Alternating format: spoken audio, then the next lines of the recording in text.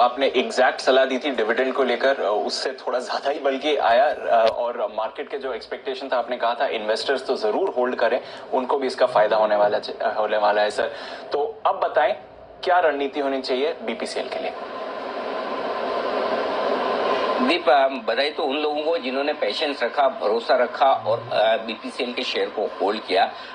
बड़ा डिविडेंड पिछली तिमाही के नतीजे के साथ आना था, नहीं आ पाया। कई बार होता है ना कि अल्टीमेटली आपके बैंक अकाउंट में कब पैसे क्रेडिट हो रहे हैं आपको पता आने हैं, लेकिन कब हो रहे हैं, कभी आगे पीछे होता है, कुछ होता है, तो वो चीजें होती है। वो रिस्क मार्केट में हमेशा रहती है। और मैं पिछली बार यही कह रहा था कि देखिए, डिविडेंड नहीं आया इसका मतलब ये नहीं कि बैलेंस शीट से पैसे गायब हो गए, कि खर्च हो गए, पीछे होता है, कुछ होता है, तो वो चीजें होती है। वो रिस्क मार्केट में हमेशा रहती है। और मैं पिछली बार यही कह रहा था कि देखिए, डिविडेंड नहीं आया इसका मतलब ये नहीं कि बैलेंस शीट से पैसे गायब हो गए, कि खर्च हो गए, कि अब कभी नहीं मिलेगा। पोस्टपोन हुआ है, कैंसिल नहीं हुआ है, खत्म नहीं हुआ है। एक चीज और बता दूं दीप, कल से काफी लोग बीपीसीएल के डिविडेंड को लेकर ट्वीट कर रहे हैं, बधाई दे रहे हैं, कांग्रेचुलेशन कह रहे हैं। मैं आपको बहुत ईमानदारी से और विनम्रता से मैं ये कहना चाहता हूं कि कल बीपीसीएल के डिविडेंड की हम बात कर रहे थे 55-60 रुपए आएगा, वो आ गया। और ये अनुमान लगाने से कोई मैं एक बहुत बड़ा ग्रेट एनालिस्ट नहीं हो गया। और पिछली बार अगर मैंने अनुमान लगाया कि डिविडेंड आना चाहिए, नहीं आ पाया, उससे मैं बहुत खराब एनालिस्ट नहीं हो गया। एक आध कॉल सही या खराब होने से अच्छा या खराब एनालिस्ट नहीं होता। हाँ, एक चीज जरूर है कि कई बार ये होता है कि मार्केट में कई सारी चीजें ऐसी होती है जो हमारे कंट्रोल के बाहर की होती है या हमारे एनालिसिस के बाहर की होती है। एग्जैक्ट इवेंट्स अगर पता कर पाए, क्योंकि कई बार लोग कहते हैं कि अब हम एसआईपी स्टॉक भी बोलते हैं, कई बार गैप से खुल जाते हैं, कई बार नहीं खुलते हैं।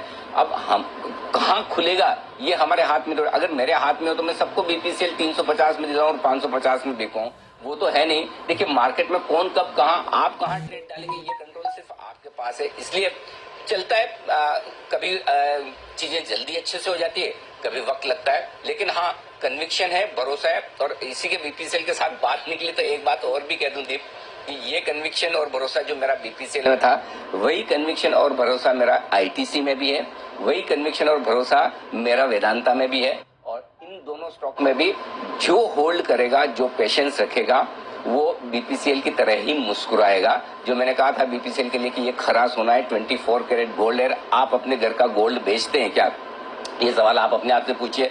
वैसे ही मैं कह रहा हूँ, आईटीसी भी 24 कैरेट गोल्ड है। अब कब चलेगा इतना मुझे पता होता है कि तो फिर मैं उसी दिन रिकमेंड करता, 2 महीने, 1 महीने, 6 महीने पहले नहीं करता। तो ये तो कब चलेगा इसका जवाब मेरे पास में नहीं है।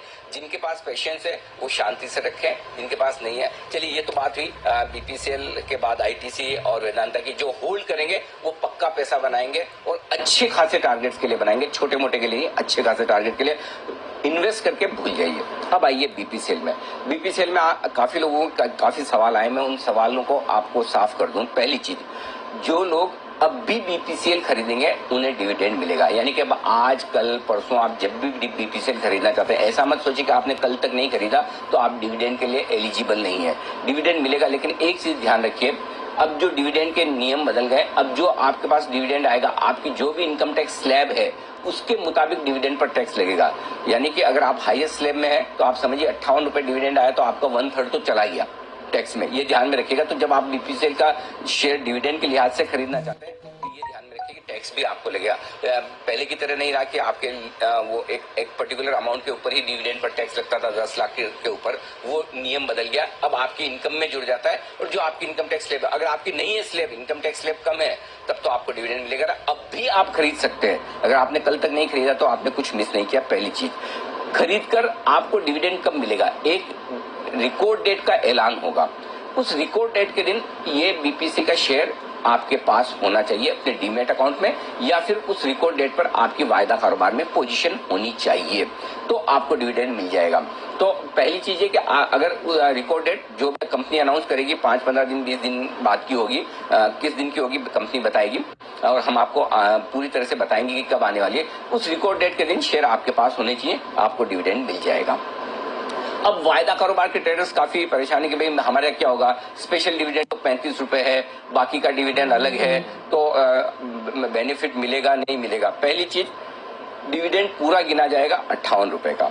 और जो एफएनओ ट्रेडर्स हैं उनके लिए एक नियम है, अगर पिछले दिन जो भी भाव बंद हुआ है किसी शेयर का, उसके भाव से 5% से ज्यादा का डिविडेंड आता है तो उसको एक तरह से स्पेशल डिविडेंड मानकर उसे वायदा कारोबार के ट्रेडर्स को उसका बेनिफिट दिया जाता है। बेनिफिट कैसे दिया जाता है, जिस दिन एक्स डेट होगी डिविडेंड की, जिस दिन डिविडेंड को हटाकर शेयर ट्रेड करना शुरू करेगा, उस दिन ये शेयर का दाम 58 रुपए अपने आप कम हो जाएगा डिविडेंड की वजह से। और ये 58 रुपए जो कम होंगे, जो एफएनओ ट्रेडर्स अगर कॉन्ट्रैक्ट्स लेकर बैठे हैं उनको ये क्रेडिट हो जाएगा। और जिन लोगों के पास डिलीवरी है, उनके अगर डीमेट अकाउंट में रिकॉर्ड डेट के दिन शेयर है तो उन्हें डिविडेंड का चेक आ जाएगा और एफएनओ ट्रेडर्स को उसका एडजस्टमेंट मिल जाएगा। तो एफएनओ ट्रेडर्स बिल्कुल घबराए ना कि 58 रुपए डिविडेंड आ गया तो अचानक से हमारे एफएनओ कॉन्ट्रैक्ट की वैल्यू 58 रुपए कम हो गई, हमारे को तो भारी भरकम नुकसान हो गया।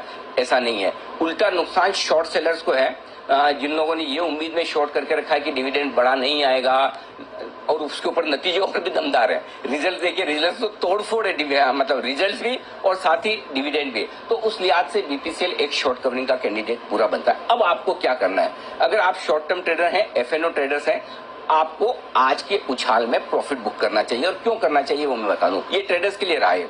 क्यों करना चाहिए, क्योंकि देखिए इस डिविडेंड की उम्मीद में ही 420 440 से स्टॉक चलता चलता 475 तक आया है और आज और बढ़ेगा। तो डिविडेंड का प्ले, डिविडेंड की स्टोरी इस प्राइस में आ जाएगी। तो डिस इन्वेस्टमेंट के पहले बीपीसीएल में जो एक बड़ा मूव, बड़ा ट्रिगर था, वो अब आपके सामने आ गया। और जब कहते हैं कि जब सामने आ जाए buy on rumour sell on news, तो अब आ जाए तो वहां आपको प्रॉफिट बुक करना चाहिए। प्रॉफिट कहां बुक कर सकते हैं, पहला टारगेट जो मेरा आज के लिए बनता है वो 495 से 505 की रेंज में फ्यूचर्स का बनता है। लगभग उस लेवल तक पहुंचने की संभावना है।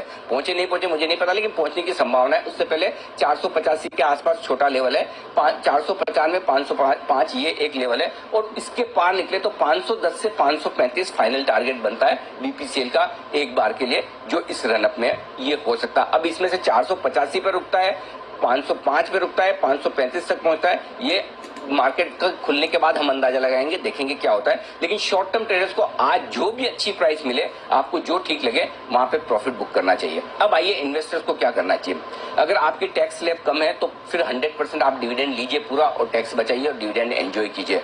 लॉन्ग टर्म इन्वेस्टर्स को अब भी बीपीसीएल होल्ड करना चाहिए। मिनिमम टारगेट आपका 535 550 का तो है ही मिनिमम, ये उस केस में है।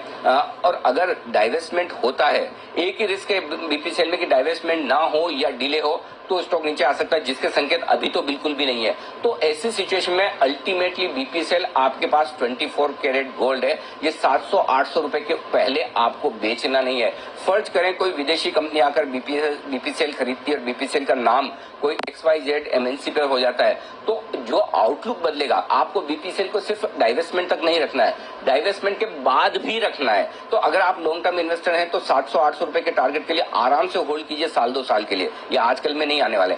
शॉर्ट टर्म पोजिशनल इन्वेस्टर्स हैं तो 525-550 के पोजिशनल टारगेट आपके हो सकते हैं। शॉर्ट टर्म ट्रेडर्स को आज प्रॉफिट बुक करना चाहिए और वापस से आप 420-440 की रेंज में आए तब फिर से एंट्री कर लीजिए। ये अगर आए तो, नहीं आए तो कोई बात नहीं, आपकी ट्रेडिंग की प्रॉफिट बुक होगी। तो मैंने सब तरह के इन्वेस्टर्स के लिए पूरा सिनेरियो आपके सामने रख लिया दीप। अब आपको अपनी माइंडसेट के हिसाब से, अपने इन्वेस्टमेंट होराइजन के हिसाब से आज डिसीजन लेना है। जी दीप। क्लियर है सर। तो अपने इन्वेस्टमेंट के हिसाब से आप टाइम होराइजन जरूर बना रखें। इन्वेस्टर्स के लिए तो रखना ही है, कोई परेशानी नहीं है। ट्रेडर्स के लिए अनिल जी ने आपको मुनाफा